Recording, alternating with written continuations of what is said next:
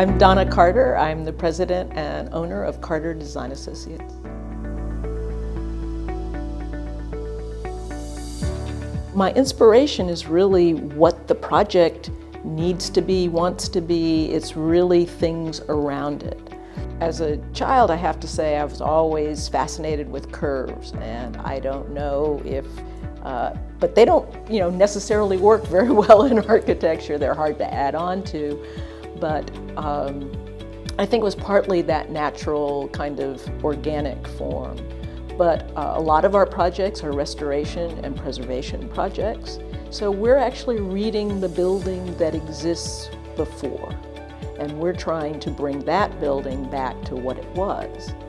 One of the things that I also very firmly believe is that as an architect, as a planner, as a preservation architect, I actually get to walk away from that project.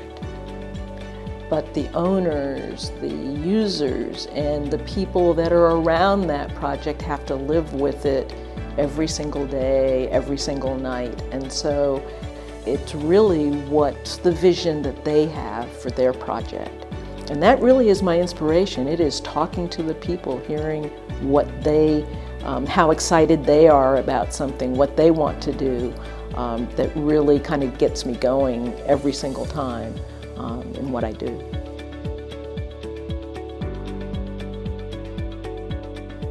I mean, that's a very hard question for me because I go back and I really do think it's the common good. But if I think about a person that I admire, and this is so cliche and everybody says it, but the person that's given me everything that I need to go forward really was my mother. And my mother was an incredibly strong woman. She survived cancer 3 times. She got cancer first in her 30s. And what she said was, all I want to do is to make sure that you, Donna, will be able to take care of yourself, and you will know if someone is taking advantage of you. You will never be abused. You will never have someone force you to do something you don't want to do. And that you will have all the goods to go out there and do what you want to do. And she lived, at some point, like every day was a gift. And it's very cliche, but in terms of a single person, it is that strength, that will to live, that finding beauty in everyday life that I truly will take with me and has been the source of any strength that I may possibly have.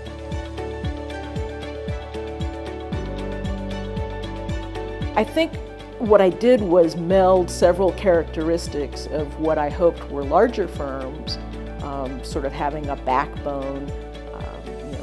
For a while, I think we had a fairly robust technological backbone. We don't have one now, but we did at the beginning of that, which was an advantage. We had portable computers that people could borrow, and sort of doing that. We also had flexible work hours. I put into place sharing a job so that, again, partially geared towards women, so women could have families, so that you could go back. We very categorically said a full-time job was 30 hours so that people could get health care. When I could actually afford as a small business to have a fairly good health care package, but make sure 30 hours was considered full-time. So many people did that 30-hour week, all while their kids were certainly young. And I always felt that my duty, and when I looked at my firm, I always looked at how many lives under the age of 18 am I somehow responsible for.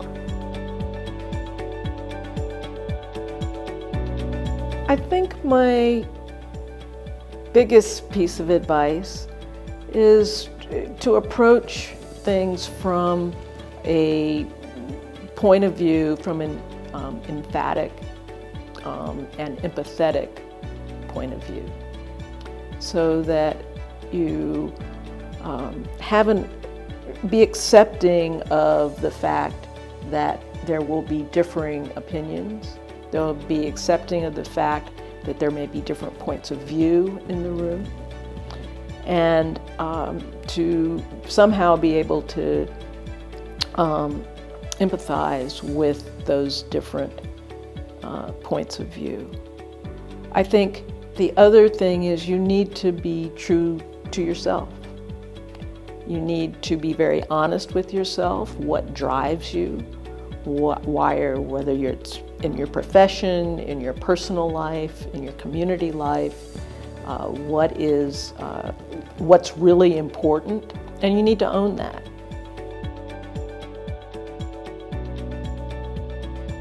I do realize that I want to support the education of women in our profession, and certainly women of color. And for me, that's for cultural diversity, it's getting down to it's women of color, it's the different cultures that come in.